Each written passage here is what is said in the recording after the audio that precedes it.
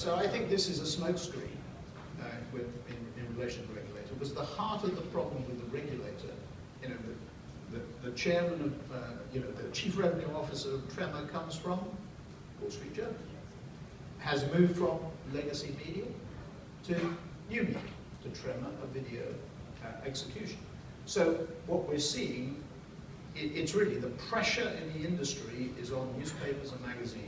The pressure in the industry will be on free-to-air television. We already see in the Nielsen ratings, particularly amongst the younger age groups in the United States, right. We see lower usage. You know, we have a wonderful arrangement with Twitter now.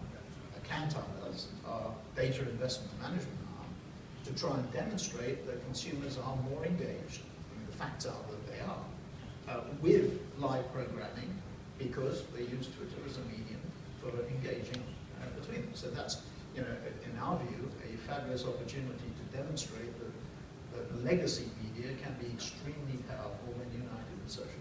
Mm-hmm. But I can see the argument, one of the questions I wanted to ask is, in this world where you have these giant data access through media companies, whether it's Google or Facebook or others, if they add agency-like services, I mean, why did they have them for years?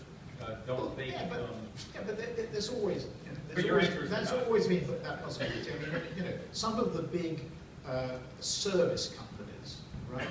What we're talking about, where we are, is a very small business segment for them. They have bigger fish to fry and a lot of pressure in their sales organization. But you know, a company like Amazon, I mean, it's just sort of maybe talk a little bit about Amazon, because I think it's really interesting. So if you think about that inflation, lack of inflation model, right? The problem that manufacturer had is it didn't have a direct relationship with you and I, which is why it focused on the trade and didn't start dunnhumby or buy dunnhumby or develop the data. Right? Amazon gives them the opportunity to have that direct relationship. If you look at the sales of Pampers or Huggies online through Amazon, it's incredible, right? Percentage-wise, it can vary in terms of how precise that data is. But what Amazon presents is the opportunity for manufacturers to have direct relationships. If you ally that with what's happening in terms of people living in cities, you know, we do the IBM Smarter Cities, Smarter Planet campaign. We know that 50% of the world lives in cities. We know that 70% within a few years are going to be living in cities. More congestion. Two-earner families, women more into the population, smaller families, the birth rates declining. Congestion, you put all that little lot together, big box retailing comes under pressure. Proximity retailing, as it's called, becomes more important. You know, smaller stores, much more adjacent to where you and I live, as opposed to having to go, you know, to a big box store and buying. And then we have online shopping for our necessities, and then as online shopping becomes more sophisticated, then we're going to go beyond the necessities. So this alters the pattern of retailing. So Bezos, and again, I just came back from China, just leave you, I think I'm coming towards the end, but I think really one thought, you know, a lot of people say to me, you haven't asked me the question, let me ask you. What's next?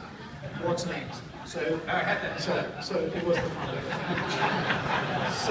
So they say, what's next? So the trite answer is, you know, mobile and data. That's the usual nonsense that people throw out.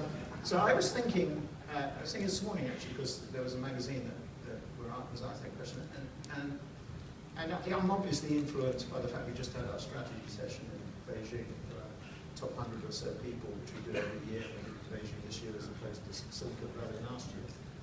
And I was thinking, you know, the answer to that could be China, because what's interesting, so we had Robin Lee of Baidu, 50 billion market cap. You ask him what's his business, it's really the Google. You remember he was a search guy, right? And in '97 he was on the West Coast and he saw Google growing and he thought, China needs one of those. I'll go and do it in China. It's now got 16% of a $50 billion company.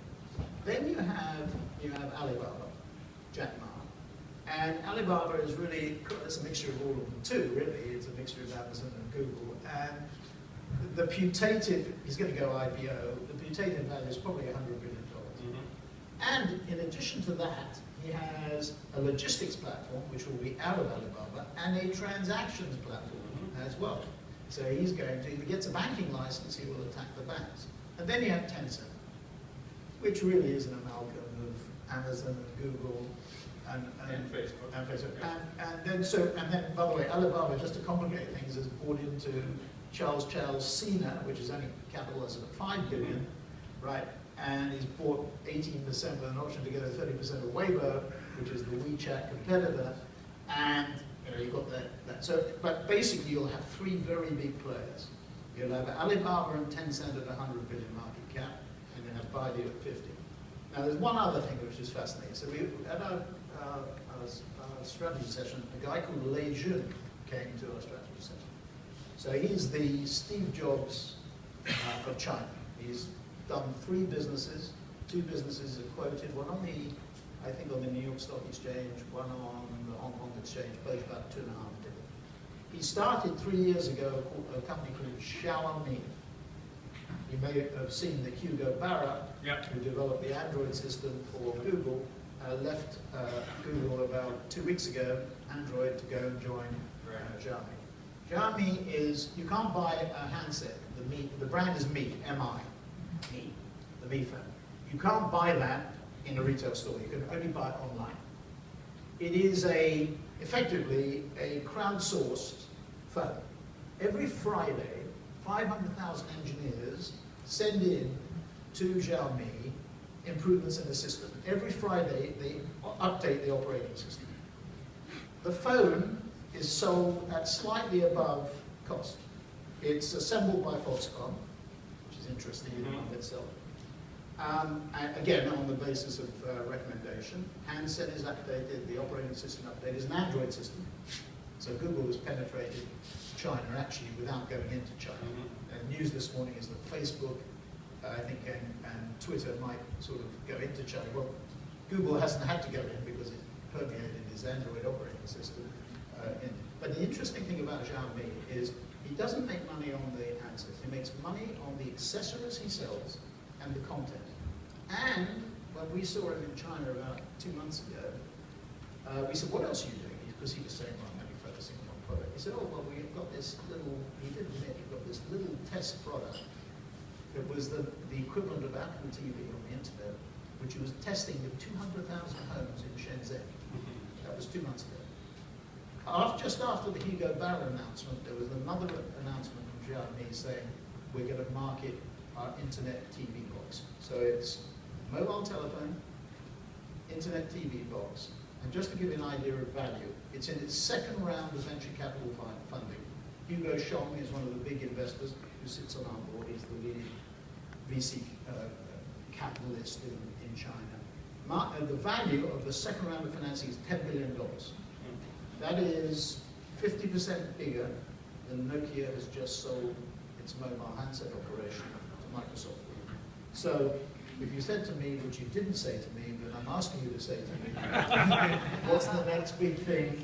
I would say it's Chinese business models in the area. We in the West think we have a monopoly on this wisdom. We don't. Right. Well, I've been told that that is our last question. That was I'm so glad I asked you. I'm so glad I asked that question.